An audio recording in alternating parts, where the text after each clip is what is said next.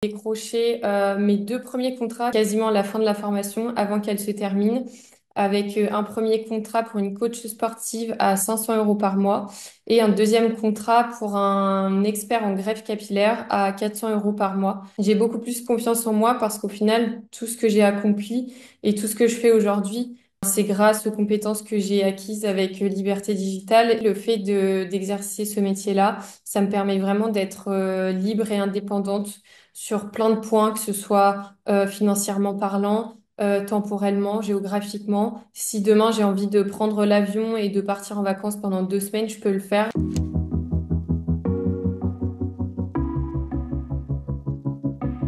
Je m'appelle Alicia, j'ai 25 ans et j'habite à Caen, en Normandie. Avant de commencer la formation Liberté Digitale, j'étais au chômage, sachant que avant j'avais un CDD qui n'a pas été prolongé, donc je me suis retrouvée sans emploi et j'ai voulu prendre ma vie en main et puis me lancer à mon compte. Avant de commencer la formation, je sentais que je pouvais pas exploiter toutes mes capacités, tout mon potentiel. On est dans une période où je trouve il y a beaucoup de difficultés en termes d'emploi et donc je trouvais pas quelque chose qui correspondait à mes besoins. Et je savais qu'au fond de moi, j'avais envie de me lancer dans l'entrepreneuriat, vraiment d'être indépendante et libre. Ce qui me dérangeait dans le salariat, c'était vraiment le fait qu'on avait des comptes à rendre ou même simplement pour prendre des congés. Il arrivait parfois que je me fasse refuser des congés parce qu'on avait besoin de moi ou qu'une collègue avait déjà pris des congés. Donc ça, c'était vraiment frustrant. Et ce qui me dérangeait aussi beaucoup, c'est le présentéisme. C'est pas parce qu'on est dans une entreprise et qu'on va commencer notre journée à 9 heures et la finir à 17 heures qu'on va être proactif sur toute la durée.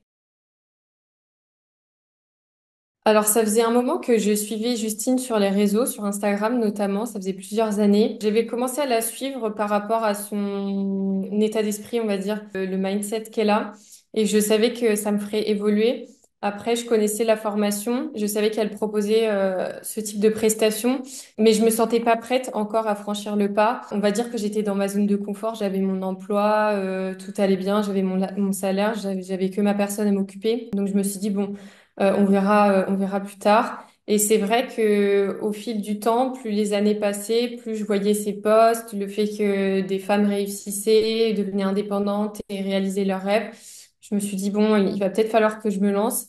Et finalement, le fait de pas avoir été gardée dans mon entreprise, ça a été un mal pour un bien, puisque ça m'a forcée à franchir le pas et à oser. On a toujours cette crainte de se dire, bah, est-ce que c'est pas une arnaque? Est-ce que c'est pas une offre où on va nous piquer notre argent et il y aura rien derrière? Est-ce que l'accompagnement est réellement présent ou pas? Donc j'ai eu longtemps cette réflexion et je me rappelle que quand j'ai eu l'appel avec la personne qui nous accompagne pour faire le contrat, etc., j'avais cette crainte-là et elle me disait, mais non, franchement, lance-toi, ose, tu verras. Et j'ai bien fait d'écouter cette petite voix à l'intérieur de moi, de me dire lance-toi, fais-le, parce qu'au final, je regrette absolument pas. Alors, j'ai commencé la formation Liberté Digitale en novembre 2024, donc qui a duré 3 mois, et j'ai décroché mes deux premiers contrats quasiment en même temps, à quelques jours d'intervalle, en janvier 2025, donc quasiment à la fin de la formation, avant qu'elle se termine, avec un premier contrat pour une coach sportive à 500 euros par mois et un deuxième contrat pour un expert en greffe capillaire à 400 euros par mois. Alors c'est vrai que quand j'ai obtenu ces deux premiers contrats, j'étais hyper heureuse et surtout fière de moi parce que ça s'est fait très très rapidement. Et c'est vrai que cette activité aujourd'hui, alors déjà avec l'accompagnement de Liberté Digitale et le soutien mutuel qu'on a entre les filles de la formation, ça c'est une vraie force parce que quand il y en a une qui a une baisse d'énergie ou qui manque de confiance, on est là pour nous booster entre nous. Donc ça c'est génial. On a aussi bah, toute l'équipe de Liberté Digitale qui nous accompagne, qui nous soutient, donc ça c'est top. Et aujourd'hui, je sais que j'ai beaucoup plus confiance en moi parce qu'au final, tout ce que j'ai accompli et tout ce que je fais aujourd'hui, ben, c'est grâce aux compétences que j'ai acquises avec Liberté Digitale et c'est mon travail. Donc je sais que si je réussis, c'est grâce à moi. Si je réussis pas ou si j'échoue, c'est aussi à cause de moi. Mais on apprend dans tous les cas.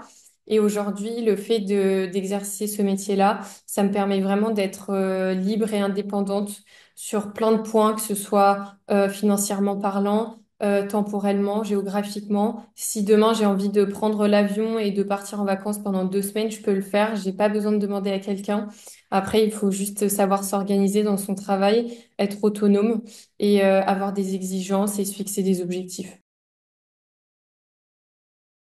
Pour une personne qui hésite encore à se lancer dans la formation de liberté digitale, je dirais que arrête de réfléchir et passe le cap. Tu n'y perdras rien. Si ça te correspond pas, dans tous les cas, tu auras développé tes compétences, tu auras essayé.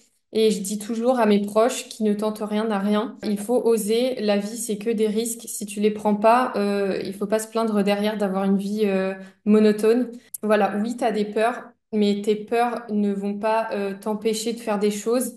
La peur n'évite pas le danger, comme on dit. Et vraiment, si tu as envie au fond de toi de le faire, crois en toi et fonce. Vous êtes capable de le faire, mais il faut s'en donner les moyens. Il faut pas croire que c'est parce que on achète une formation qu'on va tout avoir. Alors oui, ça nous aide sur une grande partie parce que ça nous apporte les connaissances et on a un accompagnement.